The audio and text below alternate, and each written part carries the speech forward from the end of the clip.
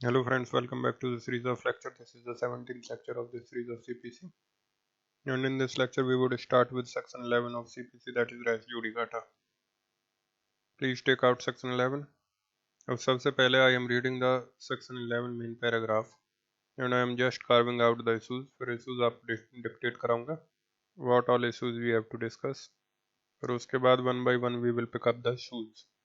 First of all I am reading and telling you the main points. और discussion इसका इस तरीके से होगा. अभी तो जनरली आई एम रीडिंग 2-3 बार पढ़कर मेन पॉइंट्स आपको बताऊंगा कि क्या क्या इशूज़ हैं इसमें. और उसके बाद इशूज़ मतलब पॉइंट्स डिक्टेट कराऊंगा कि किस किस पॉइंट पर आपको पढ़ना. तो इसमें कई क्लासेस लगेंगे. तो read it. No court no no court shall try any suit. No court shall try any suit or issue in which the matter directly or substantially in issue has been directly and substantially in issue in a former suit between the same parties or between parties under whom they or any of them claim litigating under the same title in a court competent to try such subsequent suit or the suit in which such issue has been subsequently raised and has been heard and finally decided by such court. So they are talking about two suits. One is, suppose a suit is filed by A against B earlier. Now this has been decided. Now there is a suit again between A and B. Now it can be ulta also. It can be B versus A also. उससे फर्क नहीं पड़ता, लेकिन party same होनी चाहिए. तो अब ये जो है आपका पहले वाला, it is called former suit which has been heard and finally decided, and this is the subsequent suit.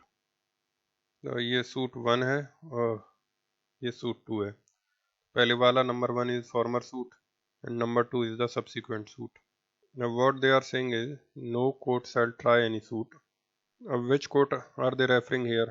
First or second? First तो decide हो चुका है, तो they are referring to the second suit, second court. तो ये सब ध्यान रखते जाइएगा और लिखते जाइएगा यहाँ पर. So they are saying no court shall try any suit or issue. तो यहाँ पर court they are referring to is the subsequent court. जहाँ पर आपने सूट फाइल किया उस सब्सिक्वेंट सूट के ट्रायल में कोर्ट कॉम्पिटेंट है कि नहीं उसकी बात हो रही है. What they are talking about is this subsequent court is competent to try this suit. तो अब वहाँ पर कह रहे हैं नो इट सेल नॉट. ठीक, नो कोर्ट सेल मतलब क्या है? It shall not. So the point that they are telling you is कि निम्नलिखित परिस्थितियां अगर तथ्य प्रूव हो जाएं, निम्नलिखित तथ्य सिद्ध हो जाएं, प्रूव हो जाएं, यदि निम्नलिखित तथ्य साबित हो जाएं, तो पाश्चात्यवर्ती न्यायालय उस वाद का विचारण करने की क्षमता नहीं रखेगा. पाश्चात्यवर्ती मतलब subsequent court. So you see what they are saying is if the conditions of section 11 are fulfilled, then the subsequent court is incompetent to try the subsequent suit. तो सब्सिक्वेंट सूट को ट्राई करने की incompetency कब होगी? जब section 11 के conditions prove हो जाए. For that you have to see the conditions of section 11. So you see further. So they are saying no court shall try any suit or issue in which the matter directly and substantially in issue. No court shall try any suit or issue in which. अब let's forget issue. So no court shall try any suit in which the matter directly and substantially in issue. अब यहाँ पर in which किस court की बात कर रहा है? In which किस कोर्ट की बात कर रहा है? Subsequent या former?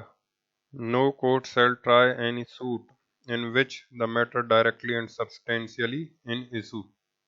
So tell me in which is for former or subsequent? It is for subsequent. तो ये ध्यान दीजिएगा कि the word in which here refers to subsequent. In which here refers to the subsequent court. No court shall try any suit or issue in which. So here they are talking about the subsequent court. The matter directly and substantially in issue has been. Has been किसको refer कर रहा है? Former court को. Has been directly and substantially in issue in a former suit. So obviously former court. Between, अब इस word between को याद रखिएगा, between का मतलब क्या होता है। अब between important इसलिए है when they say between, has been an issue between मतलब दोनों के बीच adverse interest था। जो कह रहे हैं ना मेरे और आपके बीच, between me and you means we both have adverse interest in the suit। अब ये प्रोफोर्मा डिफेंडेंट वाला केस याद है आपको, प्रोफोर्मा डिफेंडेंट। अब उसमें proforma defendant and the other defendant are co defendants, लेकिन is it not that the suit is between the pro forma defendant and the other defendant also? Why? Because the pro forma defendant is in conflict with the other defendants. Because pro forma defendant is actually is together with the plaintiff. लेकिन चूंकि वो बन नहीं पाया defendant, इसलिए उसको pro फॉर्मा बनाया। तो ये जो सूट है वो किसके बीच होगा, plaintiff and the other defendant and the pro forma defendant and the other defendant. तो वर्ड बिटवीन का मतलब हुआ कि दो पार्टीज आपस में एडवर्स इंटरेस्ट रखते हैं, किसी सूट में कन्फ्लिक्ट में होते हैं, then you will say that it is in between. So the suit in which there is pro forma defendant, there is an adverse interest between the pro forma defendant and the other defendants. तो वहाँ पर भी आप बोलोगे it is in between. So between is significant here. So read it again. No court shall try. So this refers to the subsequent court. Shall try. The reference is to trial. The reference is to trial means competency to try. Competency to try. You shall not try. So no court shall try any suit in which, अभी इसको मैंने छोड़ दिया थोड़ी देर के लिए, in which the matter directly and substantially in issue, so this refers to the subsequent suit, has been, now has been refers to the former suit, directly and substantially in issue in a former suit between the same parties। और ये between the same parties present suit की बात कर रहे हैं या former suit की, has been directly and substantially in issue in a former suit between the same parties। So obviously they are talking about the former suit, same parties की ये जो बात कर रहे हैं। So when you say same parties, so same parties obviously means what? Here they are referring to the former suit की parties, but same का मतलब है कि the parties are the same as in the present suit। तो जो present suit की जो parties हैं उन्हीं parties के बीच पहले एक suit हुआ था जिसमें the suit was decided between the same parties, and then they are saying or between the parties under whom they or any of them claim litigating। अब they or any of them किससे refer कर रहा है, farmer या subsequent? बताइए, they or any of them litigating, subsequent. या तो party same है जैसे ए बी, या फिर पहले पार्टीज थे ए बी और अब है ए एस और बी एस, मतलब ए मर गया, बी मर गया, उसका बेटा और इसका बेटा। So these are litigating under the former parties A B. तो लिटिगेटिंग अंडर का मतलब है जो पहले वाले पार्टीज थे उनके अंडर आप लिटिगेट कर रहे हो, मतलब उनके रिप्रेजेंटेटिव हो आप। कोई मर गया, उसके बच्चे या उसके वाइफ, कोई भी। सो फिर से पढ़ रहा हूँ ये last part. A former suit between the same parties और between parties under whom। So parties under whom refers to the parties to the former suit। Parties under whom refer to the former suit। So parties under whom they or any of them, this refers to the subsequent suit। They or any of them claim litigating, litigating मतलब contesting the suit, under the same title। Title means what? If you remember, legal capacity। तो इस suit में जो title है दोनों का title देखा जाएगा। तो फॉर्मर सूट में भी दोनों का सेम टाइटल था। अगर यहाँ पर आप क्रेडिटर की तरह सूट कर रहे हो, claiming the other party as debtor, तो पहले भी क्रेडिटर और डेप्टर की कैपेसिटी होनी चाहिए। यहाँ पे अगर आप ऑनर की तरह सूट कर रहे हो तो पहले भी आपने ऑनर की तरह सूट किया हो, the same title. In a court competent to try such subsequent to, suit. In a court competent to try such subsequent suit. Now, which court are they referring to? In a court competent to try such subsequent suit. बताइए, farmer court की बात कर रहे हैं या subsequent court? फिर से देखो, और between parties under whom they or any of them claim litigating under the same title in a court competent to try such subsequent suit or the suit in which such a suit has been subsequently raised. Now, which court are they referring to? In a court competent to try such subsequent suit. They are referring to former court. Former court was competent to try subsequent suit. Former court was competent to try the present suit. Former court was competent to try the present suit. Present court is competent to try the present suit नहीं कह रहे. They are referring to the former court. जो पहले suit हुआ था किसी farmer court में हुआ था, वो फॉर्मर कोर्ट प्रेजेंट सूट को ट्राई करने की कॉम्पिटेंसी रखता है. मतलब जिस दिन पहले सूट हुआ था उस दिन आज वाला जो प्रेजेंट सूट है वो वहाँ फाइल कर दिया जाता. मान लो 1970 में सूट हुआ था और आज 2015 है या 2020 है, 2010, वॉट एवर द ईयर भी, जिस दिन बाद वाला सूट फाइल हुआ है, whatever the date on that day, तो मान लो 2022 में दोबारा सूट हुआ. अब ये जो प्रेजेंट सूट है जिस फॉर्मेट में है, या उसी तरह उसको 1970 में उसी कोर्ट में फाइल किया जाता, तो क्या वो कोर्ट इस सूट को सुनने के लिए कॉम्पिटेंट होता? That is the issue. They are not talking about the present court being competent to try the present suit. They are talking about the former court as it was. It should have been competent to try the suit as we have filed at present. तो इसको तो आप कहीं पे mark करके लिख भी लो इसको. In a court competent to try such subsequent suit. तो इसको लिख लो आप, write down upon this. In a court competent to try such subsequent suit. The reference, right? The reference is to the former court, and the test is as to whether the former court would have been competent to try the present suit if the present suit was filed in the former court on the date when the former suit was filed in the former court.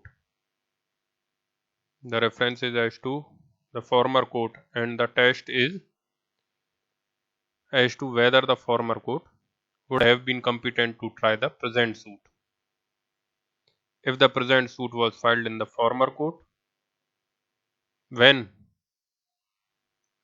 on the date when the former court was filed in the former suit was filed in the former court at that time.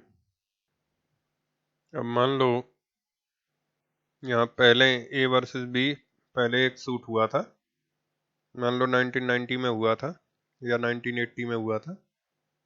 अब ये suit हुआ और फिर decide हो गया. अब बाद में मान लो 2020 में या 22 में, जो भी ईयर, मान लो 2020 में फिर A वर्सेस B सूट हुआ. पार्टी सेम है, टाइटल सेम है, सब कुछ सेम है, सेक्शन 11 फुलफिल हो रहा है. तो ये जो कोर्ट था, टेस्ट ये होगा कि ये जो कोर्ट था, टेस्ट ये होगा कि ये जो कोर्ट इस सूट को ट्राई करने के लिए कॉम्पिटेंट था कि नहीं. कब? अगर ये सूट जो आज फाइल हुआ है, ये सूट इस डेट पर इस कोर्ट में फाइल हुआ होता, प्रेजेंट सूट, ये सूट जो आज फाइल हुआ है 2020 में, if this suit were filed in 1990 in that court, then would this court have been competent to try that suit? Would this court have been competent to try that suit? Former court is competent to try former suit, ये नहीं है, और present court is competent to try the present suit, ये भी नहीं है. This is not the test. Former court is competent to try the present suit if the present suit is filed in that court on the day when the former suit was filed. तो फिर से repeat कर रहा हूँ. Former court is competent to try the former suit. That is not the test. Or the present court is being competent to try the present suit. That is also not the test. वो तो हम presume करके चल रहे हैं कि वो competent है. The test is the former court was competent to try the present suit if the present suit had been filed in the former court on the date when the former suit was filed. On the date when the suit was filed, former suit was filed. इसको 2-3 बार पढ़ोगे तो और ज़्यादा समझ में आएगा. फिर से समझा रहा हूँ मैं इसको. अब देखो यहाँ से पढ़ो आप इन a court. In a court. अब इन ए कोर्ट का रेफरेंस आप पहले ही आप बताओ कि फॉर्मर कोर्ट से रेफरेंस है इसका या प्रेजेंट कोर्ट से. In a court competent to try such subsequent suit. आप पूरा सेंटेंस पढ़ो और फिर इन अ कोर्ट पढ़ो तब समझ में आएगा. So I am reading it. No court shall try any suit. No court shall try any suit in which the matter directly and substantially in issue. ठीक. तो ये तो प्रेजेंट सूट की बात कर रहे हैं. Present suit. No court shall try any suit in which matter directly and substantially in issue has been. अब has been के बाद हम फॉर्मर कोर्ट की तरफ जा रहे हैं. has been directly and substantially in issue in a former suit. ये तो फॉर्मर कोर्ट की बात हो रही है. Between the same parties. ठीक. मतलब जो पार्टीज आज हैं वही पार्टीज पहले. Same parties refer to the former suit. और between parties under whom. Parties under whom मतलब क्या? फॉर्मर सूट की parties. They or any of them claim. Present suit की parties. Parties under whom they or any of them claim litigating under the same title. आज जो parties हैं दे or any of them, ये या तो party same है या उनके रिप्रेजेंटेटिव्स हैं. They are litigating under the same title in which the former suit was contested. तो ये जो सेम टाइटल है they are referring to the present suit. तो ये जो सेम टाइटल है that is referring to the present suit. जो title आज पार्टीज के बीच है वही टाइटल पहले भी था. Same title in a court. अब ये देखो हैज बीन डायरेक्टली. इधर देखो the has been directly and substantially in issue in a former suit. Has been directly and substantially in issue in a former suit. अब यहाँ से jump कर रहा हूँ मैं. In a court competent to try such subsequent suit. From here I am jumping to in a court. To here in a court competent to try such subsequent suit. So has been directly and substantially in issue in a former suit. In a court means it has been a issue in a court पहले. In a court competent to try the former court. Competent to try what? Competent to try such subsequent suit. Former court competent to try such subsequent suit. कब? When? वो लिखा नहीं है इसमें. That is implicit. आज नहीं. Farmer court जिस समय ये सूट हुआ था उस समय अगर प्रेजेंट सूट को अगर फॉर्मर कोर्ट में फाइल किया जाता. आज मान लो ए और बी के बीच में सूट चल रहा है. यही सूट अगर उस समय पहले उस कोर्ट में पहले वाले कोर्ट में अगर फाइल किया जाता तो क्या वो कोर्ट इस सूट को उस समय ट्राई करने के लिए कॉम्पिटेंट होता. तो दैट इज द पॉइंट. तो समझ में आया. Such subsequent suit or the suit in which such issue has been subsequently raised and has been heard and finally decided by such court means ये former court की बात कर रहे हैं. has been heard and finally decided. has been heard and finally decided by what? by such court. Which court? Former or present? Former. heard and finally decided by तो पहले वाला. और अभी तो सूट आपने फाइल किया ही है. So it is basically heard and finally decided by the former court. And you have to understand all these words, what is meant by heard and finally decided. Each and every word has to be understood वैसे. तो अभी तो overview चल रहा है, issues तो अभी हमने स्टार्ट भी नहीं किए. One round is over. एक बार दोबारा समझाता हूँ. तो अगेन द सेम थिंग. फिर उसके बाद इशूज पे जाएंगे हम. So read it again. No court shall try. No court shall try. तो ये तो प्रोहिबिशन हो गया. किसके ऊपर? ये प्रोहिबिशन किसके ऊपर हो गया? ट्रायल के ऊपर. In the present court. In the subsequent court. No court shall try any suit or issue. अब ये प्रोहिबिशन सिर्फ सूट के ट्रायल पर नहीं लगा रहे हैं, ये प्रोहिबिशन इशू के ट्रायल पर भी लगा रहे हैं. अब इशू और सूट में क्या डिफरेंस है ये अभी बताऊंगा आपको. No court shall try any suit or issue in which the matter directly and substantially in issue. We also have to understand what is meant by matter directly and substantially in issue. अब matter in issue तो थोड़ा पढ़ा चुका हूँ. अब there we have to know what is directly and substantially in issue and what is collaterally and incidentally in issue. और res judicata collaterally वाले पर नहीं लगेगा. It will always apply upon directly in issues. Matter directly and substantially has been in issue. Matter directly and substantially in issue has been directly and substantially in issue. Has been मतलब था in the former suit. Directly and substantially in issue in the former suit between the same parties. मतलब former suit के जो parties थे वो वही थे जो आज present suit के parties हैं. Between the same parties.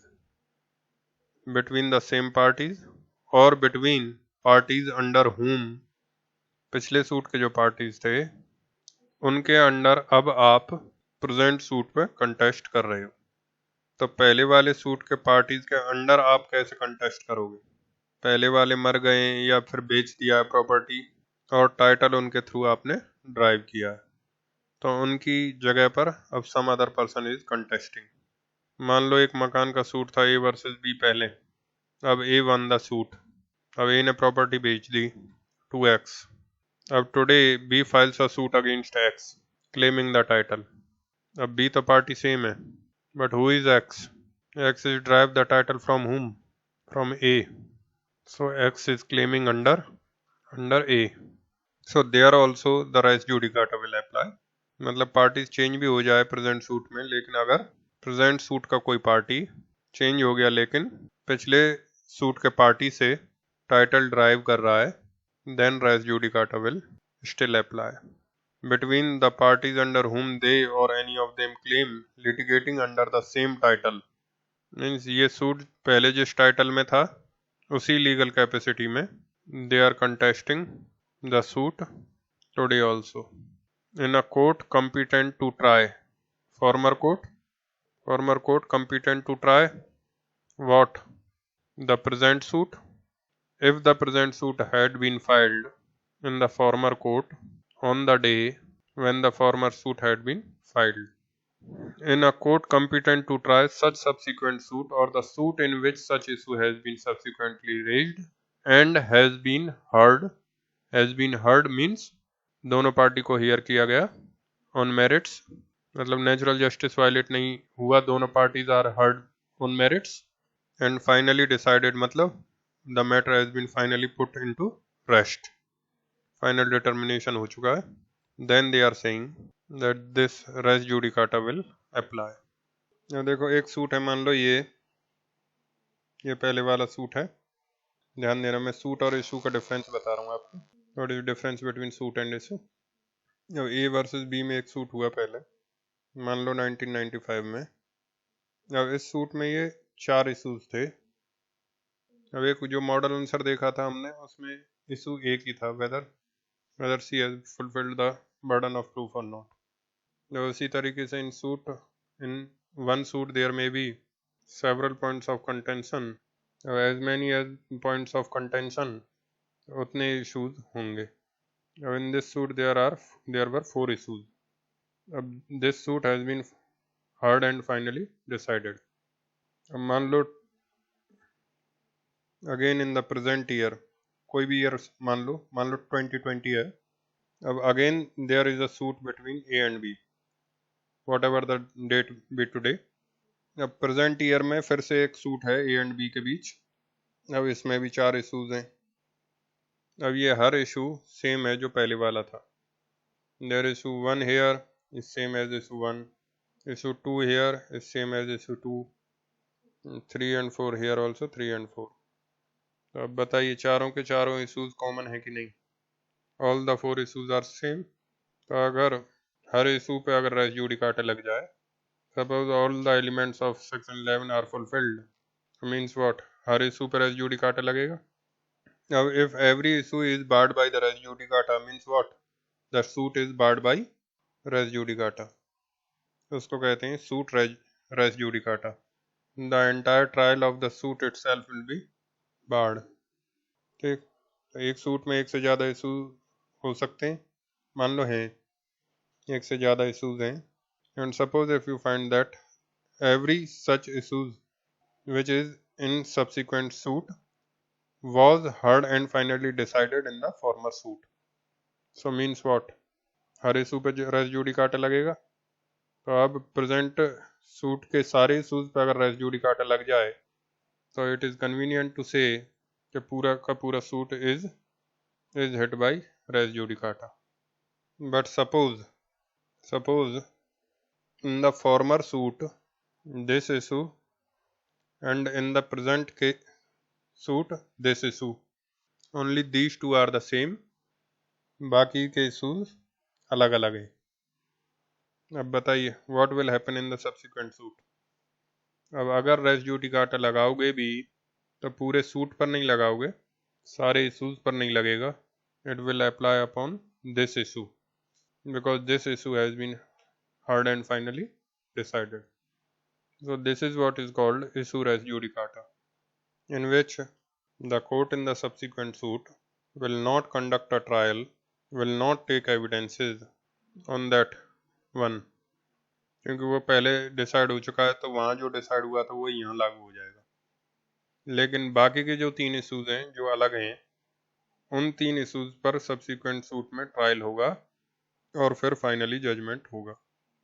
तो मीन्स सब्सिक्वेंट सूट में इस केस में रेस जुडिकाटा किस पर लगेगा, पूरे सूट पे या फिर उस एक इशू पर, एक इशू पर. So that is what is called issue res judicata. So is that understood. अभी तो आप लेमैन की तरह समझना, ये मत सोचना कि पूरा रेस जुडिकाटा होगा. अभी तो काफ़ी क्लासेस चलेंगी इस पर, तो ये मत समझना अभी सारा रेस जुडिकाटा समझ में आ जाएगा. लेकिन एटलीस्ट जितना बता रहा हूँ मैं वो उतना अभी समझ में आना चाहिए. So what I trying to say was that what I trying to differentiate is suit res judicata and the issue res judicata. I said in one suit there may be more than one issue, which normally is, and these are all matters directly and substantially in issue. These are all material issues of the suit. Now the entire suit was heard and decided. Now subsequently the another suit was filed between the same parties or between the parties claiming under them, under the former parties. And in the subsequent suit it is found that all the issues directly and materially in issue, they are all the same as were they in the former suit. जो former suit के जो issues थे वो और present suit के सारे issues same है. Then what? Then her issue पर रेस जुडिकाटा लगेगा, और हर इशू पर रेस जुडिकाटा लग गया देन मीन्स व्हाट, पूरे का पूरा सूट बार्ड हो जाएगा, पूरे का पूरा सूट बार्ड हो जाएगा रेस जुडिकाटा से. लेकिन मान लो फॉर्मर सूट का कोई 1 या 2 इशू था, इशूज तो बहुत थे लेकिन फॉर्मर सूट का 1 या 2 इशू और प्रेजेंट सूट का 1 या 2 इशू कॉमन, 1 या 2 इशू कॉमन है. तो फिर तो इशूज पर सिर्फ रेस जुडिकाटा लगेगा. तो फिर बाकी के जो इशूज हैं उनका ट्रायल होगा सेकंड सूट में, लेकिन जो कॉमन इशूज थे उस पर ट्रायल नहीं होगा. उसके फॉर्मर सूट में जो उस इशूज पर जो डिसीजन था that will be recorded. That is what is called issue res judicata. Issues पे तो सेम सूट में भी लगता है, but that point I am not discussing, I am talking issues in two different suits. अब you write down the issues. अब सबसे पहले तो एक वर्ड लिखो आप, shall. The word wise issue लिखवा रहा हूँ। शैल के साथ आप लिखिए पहला, इसमें लिखो is the court bound not to try if section 11 is proved, or does it have discretion?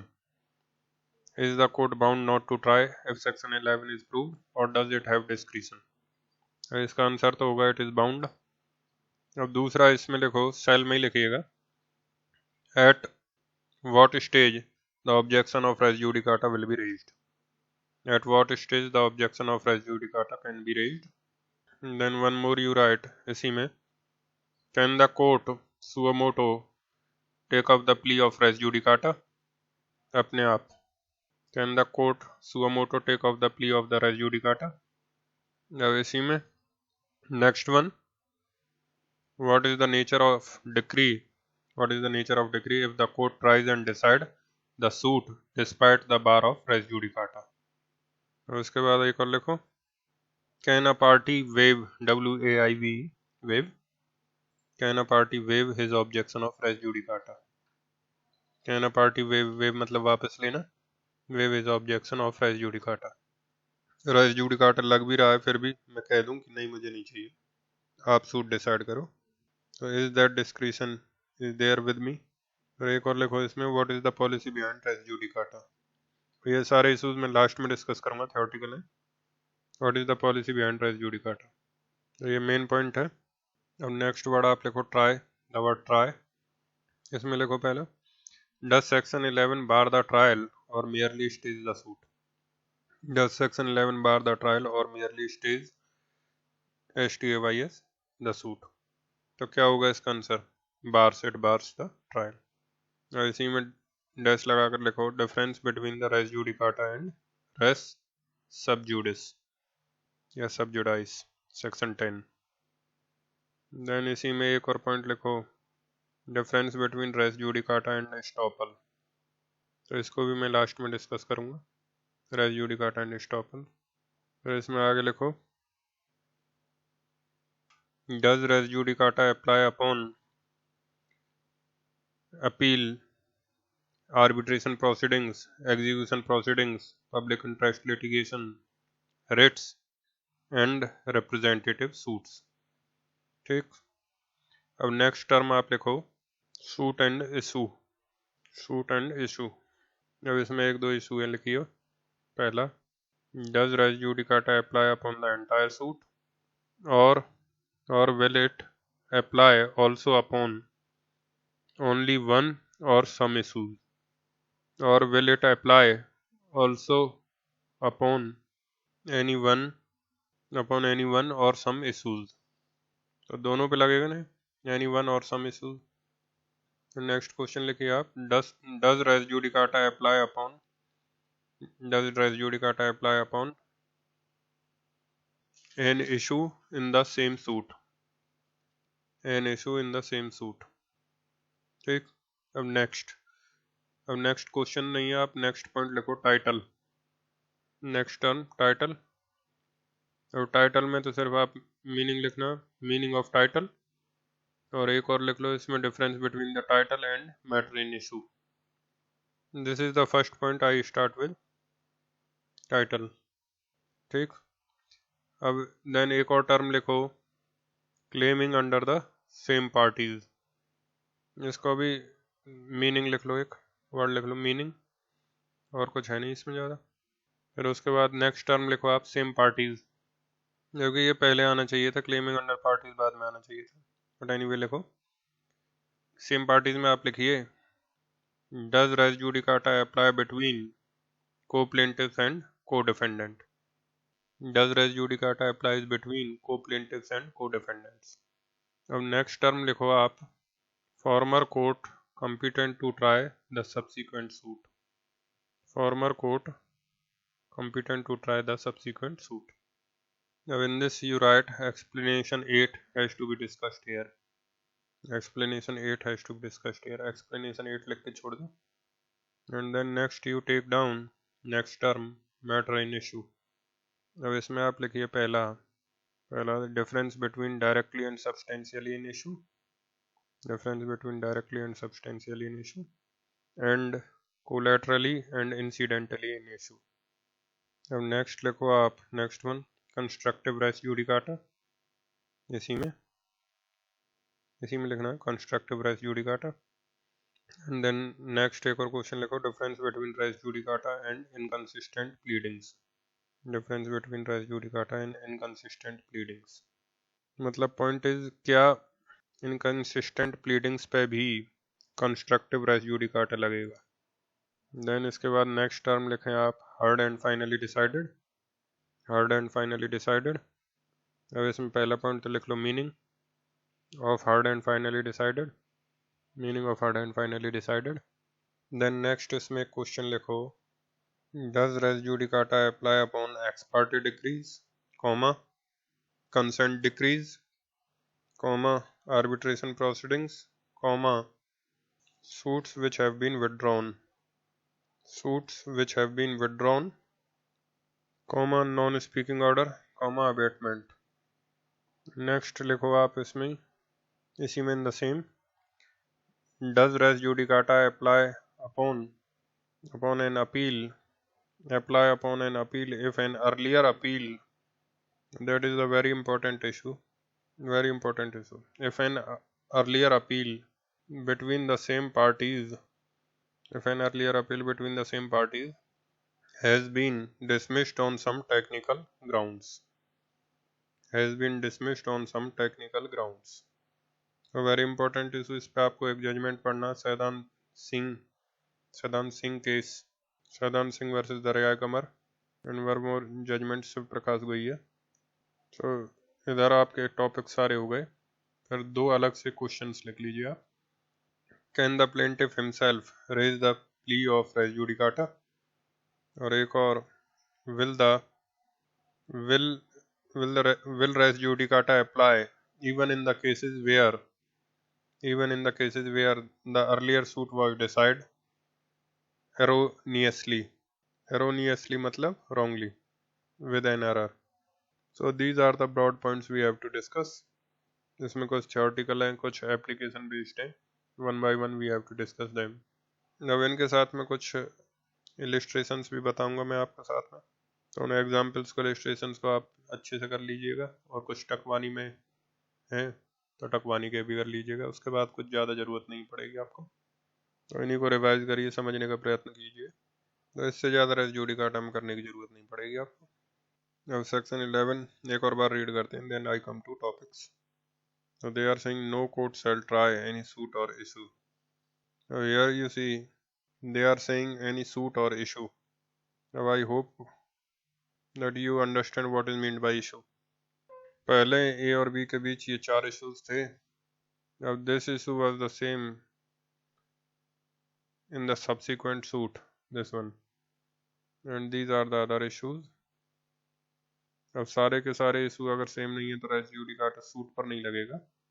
Race judicata will apply upon only this issue, means the subsequent court will not conduct a trial upon that particular issue। Whatever is decided on that issue earlier, that will be binding here on that issue।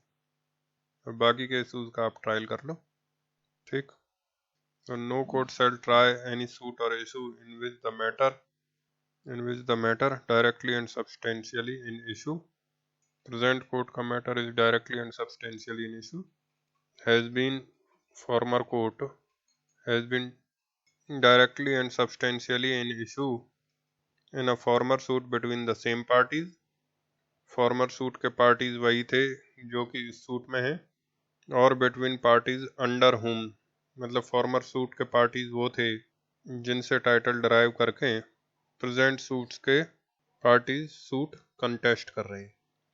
Under हुम दे means present suit के parties, और any of them मतलब उनमें से कोई एक, present suit के parties में से कोई एक, they or any of them claim litigating under the same title। तो फॉर्मर सूट का जो टाइटल था, same title is there in the present suit. In a court, former court. In a court competent to try such subsequent suit. The former court was the one where the suit was decided. That court was competent to try the present suit, and obviously when the present suit was filed, when the former suit was filed. So if the present suit was filed on the date when the former suit was filed, then you have to examine whether the former court have been competent to try the present suit or not. तो समझ में आया point. तो ये वाला suit अगर आपने उस समय किया होता तो फिर वो कोर्ट उस समय इस सूट को ट्राई करने के लिए competent होता कि नहीं. And then they are saying competent to try such subsequent suit or the suit in which such issue has been subsequently raised. Or the suit in which such issue has been subsequently raised. तो ये part लिख रहा हूँ अभी यहाँ से. Competent to try such suit or the suit in which such issue has been raised. And then they are saying and has been heard and finally decided. अब आपसे मेरा सवाल है, ये जो वाला पार्ट है और the suit in which such issue has been raised, ये क्यों लिखा गया? ये वाला पार्ट क्यों लिखा गया? अब देखो, it may not be true that always entire suit का trial is barred because all the issues may not be common. अगर पूरे सूट का ट्रायल इज बार्ड तब तो आप सीधा यहाँ पे पढ़ोगे competent to try the subsequent suit. लेकिन कई बार ऐसा भी होगा कि सब्सिक्वेंट सूट में सारे के सारे इशूज रेस जुडिकाटा से हिट नहीं हो रहे, only 1 or 2 issues are hit.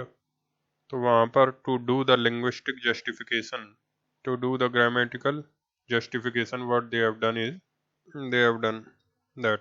अगर ये नहीं भी लिखते तो भी हम समझ जाते, लेकिन उन्होंने लैंग्वेज ऐसा फ्रेम किया था कि ग्रामेटिकल इनकरेक्ट ना हो जाए. To try such subsequent suit or to try the suit in which such issue. अब ये सच का रेफरेंस कहाँ पर है?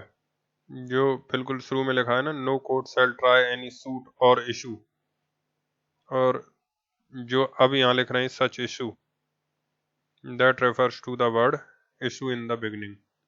सो in which such issue has been raised. So basically the second part is referring to those cases where res judicata पूरे suit पर नहीं लग रहा, it is applying only upon one or more issues. So issues वाले case को भी justify करने के लिए they are writing the former court is competent to try the subsequent suit, या फिर अगर subsequent suit में कुछ issues पे res judicata लगेगा तो former court is competent to try the subsequent suit or the subsequent suit in which such issue मतलब जिस इशू पर res judicata लग रहा है, तो subsequent suit जिसमें उस इशू पे रेज किया गया है. तो मतलब ये पार्ट अगर नहीं भी होता तब भी कोई प्रॉब्लम नहीं था, लेकिन क्योंकि res judicata पूरे सूट पे भी लग सकता है और इशूज पे भी लग सकता है, तो इशूज वाले पार्ट को जस्टिफाई करने के लिए उन्होंने लैंग्वेज इस तरीके का बनाया है. तो लेकिन इसके बिना भी हमारा काम चल सकता था. तो इज दैट फाइन? मान लो इशू पे रेस जुडिकाटा लगा तो वो डायरेक्टली सूट रेफर ना करके कह रहा है the former court was competent to try the suit in which such issue on which res judicata applies was raised. ठीक, so that's all. अब इसके बाद we would taking up the topics one by one, but that we would start in the next lecture. That's it for this. Thank you.